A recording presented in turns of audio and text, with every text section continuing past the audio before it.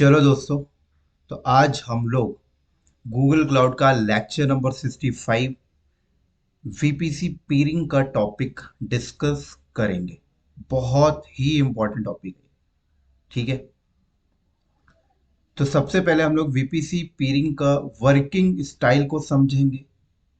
Then उसके बाद इसके यूज केस को समझेंगे कि इंडस्ट्री इसको किस किस सिनारियों में यूज करेगी। ठीक है, फिर उसके बाद इसकी लैब को करेंगे। तो बहुत ही इंपॉर्टेंट है।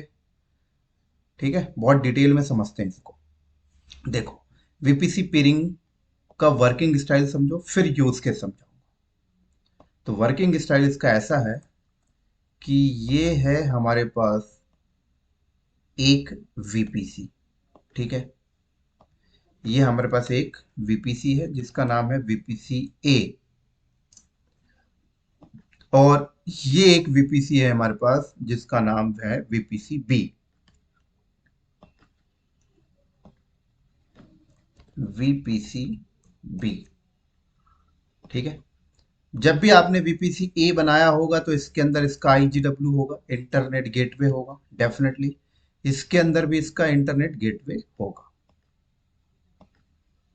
ये इसका इंटरनेट गेटवे रहा, ये इसका इंटरनेट गेटवे रहा। यहाँ पे लिख भी देता हूं, इंटरनेट गेटवे।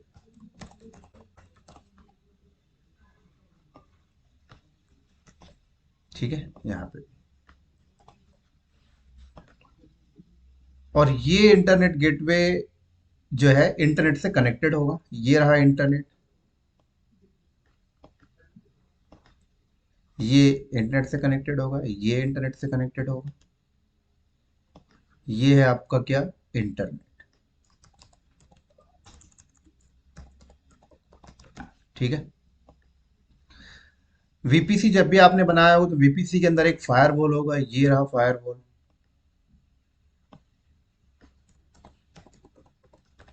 ठीक है, इस वीपीसी का भी फायरवॉल होगा।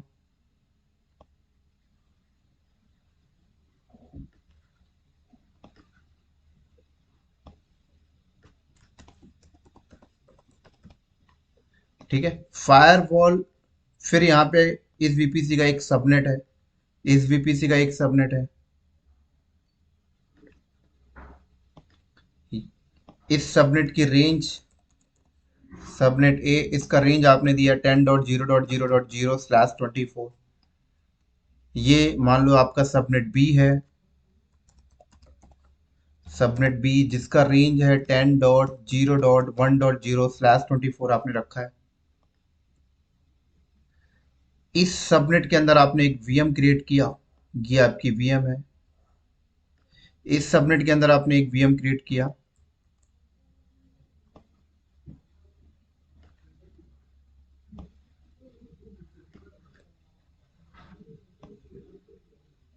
ठीक है,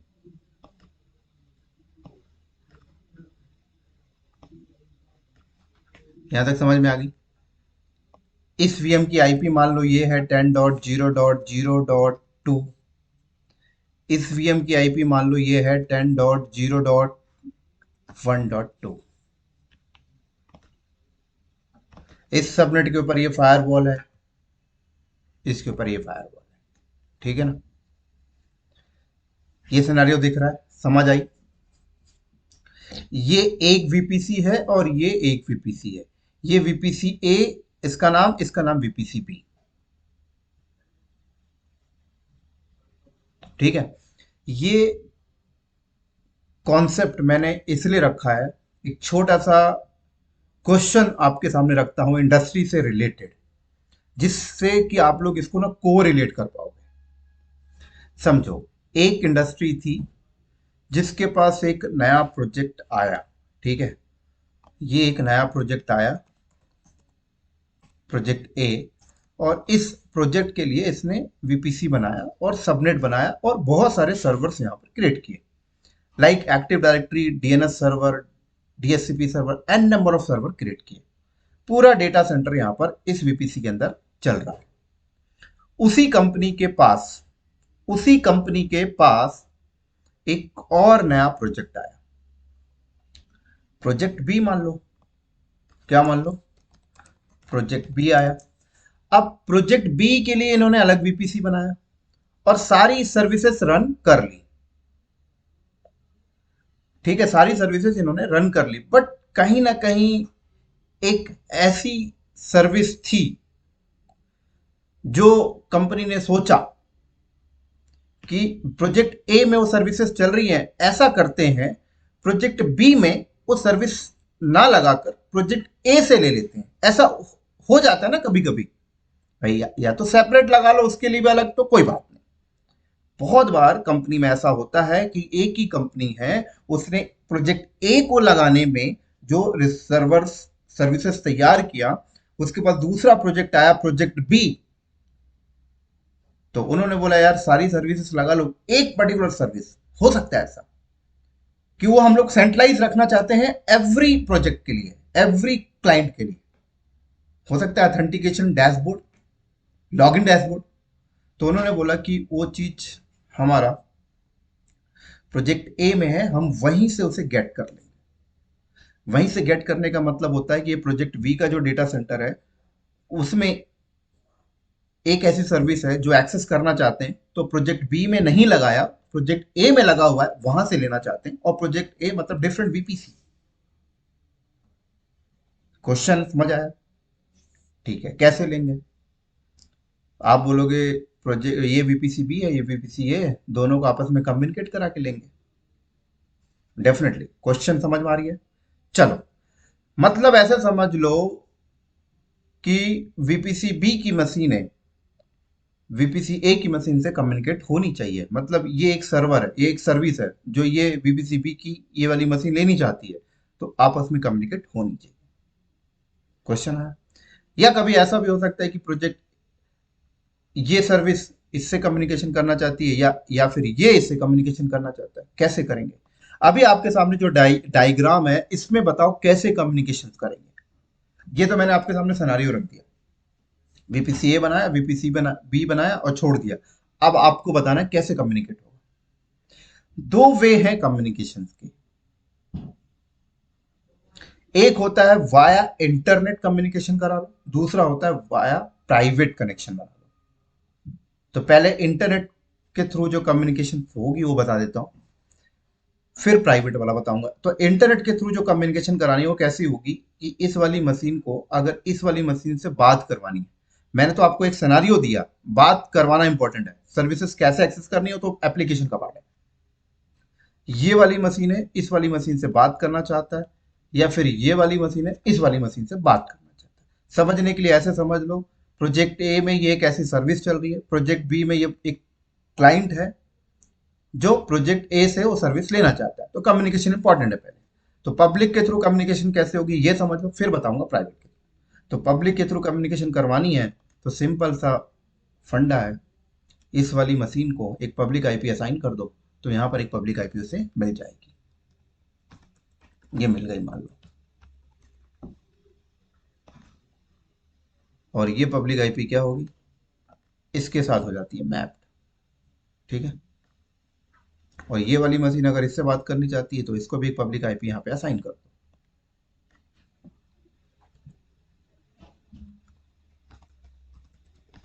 ठीक है, तो ये पब्लिक आईपी क्या हो गई इसके साथ मैप। क्लियर? अब ये वाली मशीन को बोलो कि तू अगर इसको पिंग करना चाहता है, तो इसको बोलो कि तू हिट मार इसको, इसको हिट करेगा, इसको हिट करेगा। तो इसको हिट करेगा तो ये इसके साथ मैप्ड है, यहाँ ट्रैफिक पहुंच जाएगी। चलो, इसने यहां से बैठ के इसको हिट मारा। अब ट्रैफिक का फ्लो कैसे बनेगा ये समझो। ट्रैफिक का फ्लो यहां पर ऐसे बनेगा, यहां से निकल के आएगी फायरवॉल के पास, और फायरवॉल का आउटबाउंड रूल पे चेक करेगी क्या बाहर निकलने के लिए अलाउ किया गया। अगर बाहर निकलने के लिए अलाउ नहीं किया गया होगा फायरवॉल, तो वहीं से ट्रैफिक ब्लॉक हो जाएगी, वापस आ जाएगी, भाई तुझे बाहर जाने को एक्सेस नहीं। चलो, अलाउ किया है, तो अलाउ किया है तो तब ट्रैफिक बाहर निकलेगी, इस गेटवे के थ्रू आएगी। ठीक है, इस गेटवे के थ्रू आके फिर इंटरनेट में आएगी, इंटरनेट के थ्रू फिर यहाँ पे पहुंचेगी, यहाँ पे पहुंचने के बाद फिर इस गेटवे के थ्रू अंदर घुसेगी, फिर इसके फायरवॉल पे जाएगी और इसके फायरवॉल में जाके अब इनबाउंड रूल में चेक करेगा कि अलाउ किया गया है यहाँ से कोई ट्रैफिक आने पे। अलाउ है तो फिर ट्रैफिक अंदर जाएगी और यहाँ पे पहुंच जाएगी। ऐसा फ्लो बनेगा। और मान लो ये यहाँ वापस जाना चाहता है तो भी ऐसी फ्लो बनेगी। इसके आउटबाउंड पे चेक करेगा, फिर यहाँ आएगी, फिर ये इंटरनेट पे आएगा, फिर यहाँ पहुंचेगा, फिर इस फायरवॉल पे पहुंचेगा, इस फायरवॉल के इनबाउंड में फिर ट्रैफिक ऐसे पहुंचेगी। तो वाया पब्लिकली जा रहे हो। क्या प्रॉब्लम है? पहली प्रॉब्लम ये लेटेंसी देखो कितनी ज्यादा हाई आ रही है। दूसरी प्रॉब्लम है कि आपका डेटा इंटरनेट पे आ रहा है, कोई बीच में हैक कर यहाँ पे बैठा हो तो हैक कर सकता है। ये दो प्रॉब्लम है। तो मान लो अगर इंडस्ट्री के अंदर ये एक्टिव डायरेक्टरी सर्वर है और यहाँ पर कुछ सर्वर हैं जो ऑथेंटिकेशन के लिए एक्टिव डायरेक्टरी से कनेक्ट होना चाहते हैं। अब आईडी पासवर्ड शेयर हो रही है पब्लिकली, कोई एक्सेस कर लिया तो, हैक कर लिया तो प्रॉब्लम है ना। तो डेफिनेटली कोई भी कंपनी चाहेगी कि इंटरनेट के थ्रू कनेक्शन ना बने, कनेक्शन प्राइवेटली बने। तो कनेक्शन अगर प्राइवेटली बनाना है तो गूगल क्लाउड वाले कहते हैं कि आप पीरिंग कनेक्शन ले लो। क्या पीरिंग? तो जब आप पीरिंग लोगे, जब आप क्या करोगे पीरिंग लोगे, तो आपको इंटरनल कनेक्टिविटी बना के देंगे। क्या लेंगे? इंटरनल कनेक्टिविटी मिल जाएगी। इसको कहते हैं वीपीसी पीरिंग।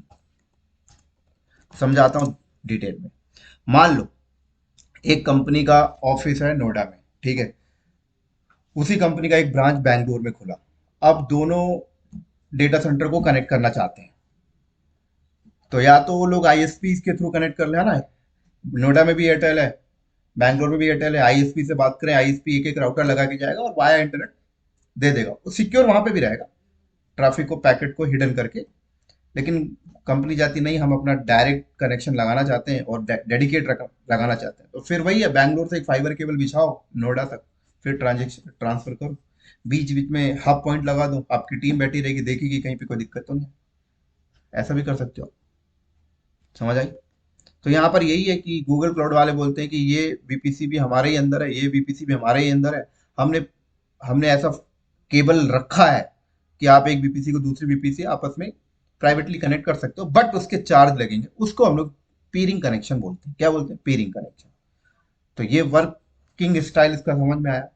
तो जब आप पीरिंग कनेक्शन बना लेते हो तो फिर आपका जो भी पैकेट है, जो भी डेटा है, वाया इंटरनेट होके ना जाके आपस में प्राइवेटली कनेक्शन बनेगा, डायरेक्ट स्पीड भी अच्छी होगी। ठीक है, समझ आई यहाँ पे? ये वर्किंग स्टाइल था। अब इसका यूज केस समझो। इंडस्ट्री में, इंडस्ट्री में एक पहला यूज केस तो मैंने यही बताया कि कई बार कंपनी ने एक प्रोजेक्ट लगाया, दूसरा प्रोजेक्ट लगाने जा रही है। पहले प्रोजेक्ट पे वो सर्विस, दूसरे प्रोजेक्ट पे एक ऐसी सर्विस है जो लगा नहीं रही, प्रोजेक्ट ए से ही लेना चाहती, तो जरूरत पड़ेगी उनको। ठीक है। दूसरा यूज केस ऐसा है कि कंपनी ने एक वीपीसी तैयार किया, उस वीपीसी में उसने पूरी सबनेटिंग वगैरह आईपी कैलकुलेशन सब कर ली। मान लो 10,000 आईपी के हिसाब से उसने एक वीपीसी लगा लिया। अब उसको एक्सपेंड करना चाहती है उस नेटवर्क को, एक नई वीपीसी लगा लो, वहां पर भी 20,000 आईपी निकाल के लगा लो, आपस में जोड़ लो, एक्सपेंड हो गया। एक ये यूज केस है, नेटवर्क को बढ़ा। कई बार ऐसा भी आपने देखा है कि कंपनी, ऐसा होता है कि मान लो इंडिया बेस्ड कंपनी है, ठीक है, तो उन्होंने, इंडिया बेस्ड कंपनी है, उन्होंने क्या किया, मुंबई में या दिल्ली रीजन में जाके उन्होंने वीपीसी लगाया और पूरा सेटअप तैयार कर लिया। बट कुछ पर्टिकुलर ऐसी सर्विस है जो इंडिया रीजन में नहीं है, दिल्ली में नहीं है, मुंबई में नहीं है, वो यूएस रीजन में है और वहां से लेना चाहते हैं। तो फिर वही है कि यूएस रीजन में जाओ, एक वीपीसी तैयार करो, वहां पर्टिकुलर सर्विस लगाओ और फिर उस सर्विस को कनेक्शन बनाओ। तो पीरिंग करना पड़ेगा, ये एक यूज केस है। कई बार ऐसा होता है कि कंपनी बोलती है कि यार हमारा पूरा वर्ल्ड वाइज, पूरा का पूरा कनेक्शन बना हुआ है, पूरा वर्ल्ड वाइज, हर एक रीजन में एक एक वीपीसी है।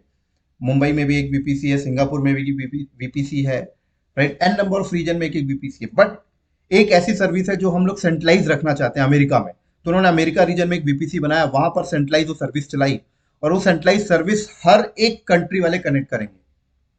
हर एक कंट्री में नहीं चलाएंगे उस चीज को। तो फिर वही है कि आप मुंबई में यूएस की वीपीसी, यूएस रीजन की वीपीसी में वो सर्विस चल रही है एक वीएम के ऊपर, और इंडिया में एक डिफरेंट वीपीसी है, सिंगापुर में डिफरेंट वीपीसी है। ये सारे लोग कनेक्शन बनाना चाहते हैं, सर्विस ले लीजिए, बट क्या करना होगा, वीपीसी पीरिंग करना पड़ेगा, प्राइवेटली कनेक्शन बनाना होगा। तो ये एक यूज केस। एक और बड़ा यूज केस मैं आप लोगों को बताता हूँ। कई बार कंपनी सिक्योरिटी पर्पज से भी पीरिंग को यूज करती है। जैसे कि मान लो कंपनी, बहुत सारी कंपनी में सिनेरियो ऐसा चल रहा होता है कि एक ये वीपीसी है, एक ये वीपीसी है, एक ये वीपीसी है, और ये एक वीपीसी है। ठीक है, ये कंपनी का वीपीसी डी हुआ डेटाबेस के लिए, डीबी सर्वर के लिए। ये कंपनी का वीपीसी सी हुआ एप्लीकेशन ऐप सर्वर के लिए। ये कंपनी का वीपीसी ए हुआ वेब सर्वर के लिए। और ये कंपनी का वीपीसी, सॉरी, ये हुआ B, VPC B web server के लिए। ये कंपनी का वीपीसी ए हुआ जंप सर्वर के लिए। तो आपने देखा था, हमने जब वीपीसी बनाया तो वीपीसी एक ही वीपीसी बनाया, उसके अंदर 4 सबनेट हमने बनाया, जंप, वेब, ऐप, डीबी किया आपने। आपने सबनेट से सेग्रीगेट कर दिया था, सबनेट से आपने आप सबको अलग अलग बांट दिया। कई बार कंपनी ऐसी होती है कि वीपीसी के अंदर ऐसा कोई सबनेट रखना ही नहीं चाहती जो इंटरनेट से डायरेक्ट कनेक्ट। बहुत बार ऐसा होता है सिक्योरिटी पर्पज से। तो कंपनी वहां पर क्या करती है कि जो मशीनें इंटरनेट से कनेक्शन देना चाहते हैं उनकी उनको वीपीसी अलग कर देती है। ऐसी वीएम जिनको इंटरनेट से एक्सेस करवानी है, उनको ऐसी वीपीसी में रखती है जो इंटरनेट से कनेक्टेड हो। और हम नहीं चाहते कि वेब सर्वर का कोई भी वीएम इंटरनेट से कनेक्टेड हो, ऐप का कोई भी हो, डीबी का कोई भी। हालांकि आप एक वीपीसी बनाते हैं और आप सबनेट अलग अलग बना देते हैं, डेटाबेस, ऐप, वेब और जंप। आप जंप वाले सबनेट को इंटरनेट के थ्रू रूट कर देते हैं, बाकी अदर सबनेट को आप इंटरनेट के साइट रूट नहीं करते। तब भी वो चीज ठीक थी। लेकिन कई बार कंपनी बोलती कि नहीं, हमारा तो बहुत बड़ा इन्वायरमेंट है, हम चाहते हैं कि वेब सर्वर, हमारा वेब सर्वर एक अलग ही वीपीसी पे हो, ऐप सर्वर अलग ही वीपीसी पे हो, डेटाबेस अलग ही वीपीसी पे हो, काइंड ऑफ सिक्योरिटी पर रीजन, और जंप सर्वर अलग वीपीसी पे रखें। ठीक है, तो वहां पर कंपनी नंबर ऑफ वीपीसी बनाती है और सिर्फ जंप वाले वीपीसी को क्या करेगी,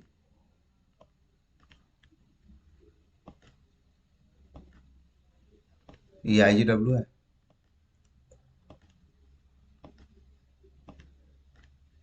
ठीक है, तो जंप वीपीसी को बस सबनेट बनाई होगी, सर्वर रखी होगी, यहाँ पे इंटरनेट से कनेक्ट की, बाकी कोई भी वीपीसी इंटरनेट से डायरेक्ट कनेक्शन यहाँ पे नहीं होगा। और फिर क्या होता है, इस वीपीसी के अंदर इसका फायरवॉल होगा, इस वीपीसी के अंदर इसका फायरवॉल होगा, इस वीपीसी के अंदर इसका फायरवॉल होगा, सबनेट भी होगा। सबनेट में रख नहीं रहा हूँ, समझा रहा हूँ आपको। ये इसका फायरवॉल होगा, ये इसका फायरवॉल होगा, ये इसका फायरवॉल होगा। ठीक है, फिर क्या करेगी, हर एक वीपीसी की पीरिंग कर देगी। इनकी ऐसे पीरिंग कर देंगे, ये इसकी इसकी पीरिंग, इसकी पीरिंग, इसकी पीरिंग। ठीक है, इसकी पीरिंग इससे कर दी, इसकी पीरिंग इससे भी कर दी, इसकी पीरिंग इससे भी कर दी, ऐसे। इसकी पीरिंग इससे कर दी, इसकी पीरिंग इससे कर दी, इसकी पीरिंग इससे कर दी, इसकी आपस, सारी वीपीसी की पीरिंग आपस में एक दूसरे से कर दी। ऐसा करने से ये हुआ कि आपका जो वेब सर्वर जो है वो एक सेपरेट वीपीसी में है, ऐप आपका सेपरेट वीपीसी में, डेटाबेस आपका सेपरेट वीपीसी में। और हमने ऐसी पॉलिसी लगा दी कि जो हमारा डेटाबेस वीपीसी है, इसमें जो वीएम है इसमें ट्रैफिक सिर्फ ऐप सर्वर के एंड से आनी चाहिए। ऐसे ऐसे पॉलिसी हमने लगा दी फायरवॉल में कि डेटाबेस में जो ट्रैफिक आएगी, डेटाबेस में जो ट्रैफिक आएगी वो सिर्फ ऐप सर्वर के थ्रू ही आएगी। तो ऐप सर्वर का जो वीपीसी है वहां पर जो भी नेटवर्क हमने यूज किया होगा इस फायरवॉल में सिर्फ उसी नेटवर्क को अलाउ करेंगे, वेब वाले को नहीं करेंगे। ऐसे ही ऐप सर्वर में हमने बोला कि ऐप सर्वर में जो भी वीएम है वहां पे जो ट्रैफिक आएंगी वो सिर्फ वेब से आनी चाहिए। तो वेब सर्वर का जो भी नेटवर्क होगा इस फायरवॉल में वही अलाउ करेंगे, काइंड ऑफ सिक्योरिटी। और वेब सर्वर के आगे हम लोग यहाँ पे लोड बैलेंसर रखेंगे। तो लोड बैलेंसर रखा होगा तो हमने ये बोला कि लोड बैलेंसर वेब सर्वर पे ट्रैफिक सिर्फ लोड बैलेंसर से ही आनी चाहिए। ऐसी पॉलिसी लगा देंगे फायरवॉल में, ठीक है ना, काइंड ऑफ सिक्योरिटी। और जंप सर्वर हमने इसलिए रखा है कि मान लो हमारी टीम अगर कोई वेब सर्वर में ट्रबल शूटिंग हो जाए या ऐप में हो जाए या डेटाबेस में आ जाए हो जाए तो उसमें एक्सेस करना चाहती है, तो बाहर बैठा हुआ है बंदा तो बाहर से हिट करे, जंप सर्वर पे आए और जंप सर्वर के बाद फिर अंदर जाए, ठीक है। तो मान लो ये एक सिस्टम एडमिन है हमारा, ये हमारा एक सिस्टम एडमिन है जो डेटाबेस के एक पर्टिकुलर सर्वर पे कोई प्रॉब्लम आई और वहां पे ट्रबल शूट करने के लिए जाना चाहता है। तो हमने यहाँ पर क्या किया, जंप सर्वर का भी कोई नेटवर्क होगा। फॉर एग्जाम्पल जंप सर्वर का हमने नेटवर्क ये डिसाइड किया, 10.10.10.0.0.0 ये किया है, ठीक है। ये हमने नेटवर्क डिफाइन किया और जंप सर्वर में एक पर्टिकुलर एक सर्वर रखा होगा हमने, या इसकी भी ऑटो स्केलिंग रखेंगे, इसका भी नंबर ऑफ रखेंगे, जिससे कि एक जंप सर्वर डाउन हुआ तो दूसरा काम करे, काइंड ऑफ। तो इसकी आई मान लो हमने ये रखी है फॉर एग्जाम्पल। तो हमने डेटाबेस वीपीसी का जो फायरवॉल है उसमें हमने ये बता रखा है कि अगर इस आईपी से रिक्वेस्ट आए 22 पोर्ट के लिए एसएसएच करने के लिए तो उसे आने देना, सिर्फ इस आईपी के लिए। ऐसे यहां पर भी कर रखा होगा, यहां पे भी कर रखा होगा, यहां पे भी कर रखा होगा। तो ट्रैफिक कब जाएगी, जब पीरिंग होगी, मतलब इस वीपीसी की पीरिंग इसके साथ होगी, इसकी पीरिंग इसके साथ होगी तभी होगा। और ऐसे ही मान लो यहाँ जाना है तो इसकी पीरिंग इसके साथ होनी चाहिए, इसकी पीरिंग इसके साथ होनी चाहिए तभी होगा। यहाँ जाना है तो इसकी पीरिंग इसके साथ होनी चाहिए, इसकी पीरिंग इसके साथ होनी चाहिए। तो ये काइंड ऑफ एक सिक्योरिटी हमने बना रखा है, समझ आई। तो ये जो मैंने आपके सामने सिनेरियो रखा ना, इसका मैं लैब करूंगा, पता है, प्रोजेक्ट बनाऊंगा, ये जो बताया तो अच्छे समझ में लगेगा। तो ये सिनेरियो को ध्यान में रख के कंपनी काम करती है। ये एक मैंने सिनेरियो दिया। तो अगर आप कंपनी में जाते हो आपसे कोई बोलता है कि पीरिंग का यूज केस बताओ तो आप ये एग्जांपल दीजिए, बहुत बढ़िया सेलेक्ट हो जाओगे, गारंटी के साथ बोल रहा हूँ, ठीक है ना। इसका लैब करूंगा मैं, इसका प्रोजेक्ट बनाऊंगा मैं, 4 वीपीसी रखूंगा और ये सारा सेटअप पूरा फायरवॉल से पे रूल वगैरह लगा के पूरा बताऊंगा, तो अच्छे समझ में लगेगा, है ना, कि डेटाबेस पे ट्रैफिक सिर्फ हम रिसीव कर रहे हैं ऐप सर्वर से, ऐप सर्वर का नेटवर्क फायरवॉल में अलाउ कर रखा है, ठीक है। वो भी ऑल पोर्ट के साथ नहीं, जो पर्टिकुलर डेटाबेस का पोर्ट नंबर है वही उसी के साथ बस। ऐप सर्वर से बैठ के डेटाबेस सर्वर पे एसएसएच भी नहीं हो रहा है, एसएसएच सिर्फ यहीं से अलाउ कर रहे हैं बस, पूरा फायरवॉल पे रूल लगा के देखेंगे। तो समझ आ गई मेरी ये थ्योरी कॉन्सेप्ट। नेक्स्ट वीडियो मिलते हैं, इसके प्रैक्टिकल करेंगे। इसका प्रैक्टिकल बोले तो इसका प्रैक्टिकल करेंगे, इसका प्रैक्टिकल होगा, इसका इसका प्रैक्टिकल अलग से करूंगा ये अच्छे से समझाने के लिए। तो 2 प्रैक्टिकल करूंगा बीपीसी पेयरिंग के ऊपर। मिलते हैं नेक्स्ट वीडियो में जल्दी, तब तक के लिए दोस्तों बाय बाय।